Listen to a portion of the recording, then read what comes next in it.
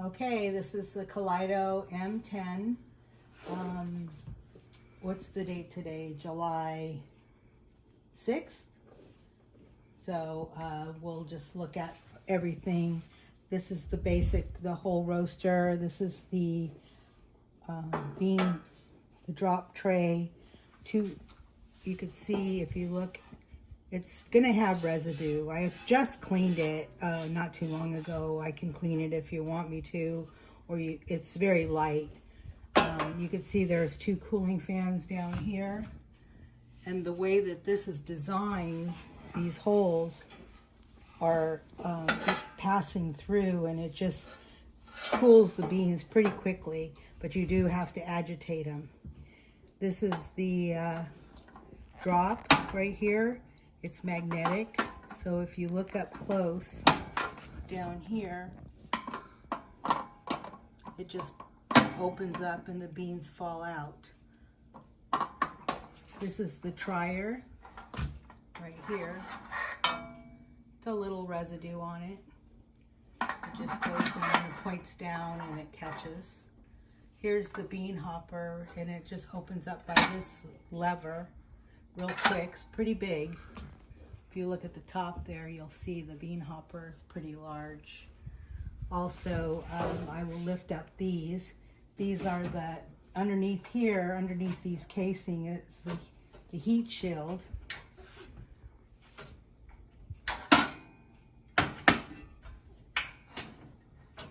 Being stubborn.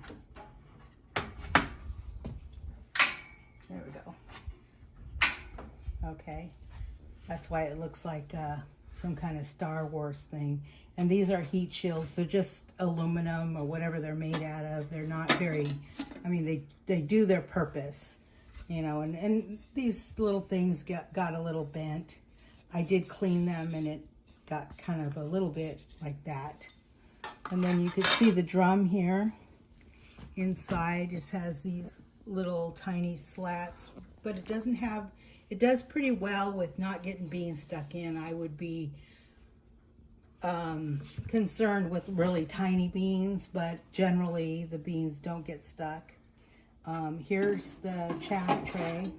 You could see that I did clean it. I'll clean that, but that's after, you know, several roasts.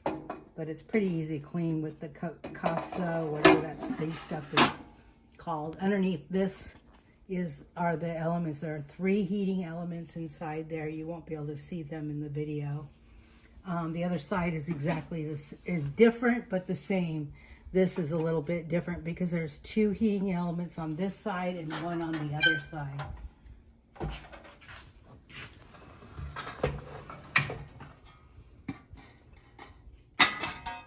Yeah, so this is a little shorter, but you could see the drum a little bit more, the way it's perforated.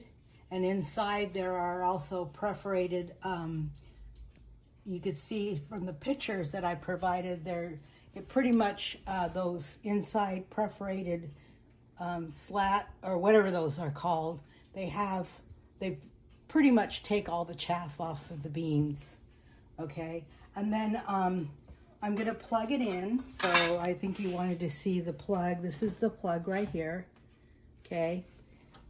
And this is a dedicated circuit right here. I plug it into without anything else plugged into it. Oh, I need to take this off. This doesn't need to be on there. I use that for the M2.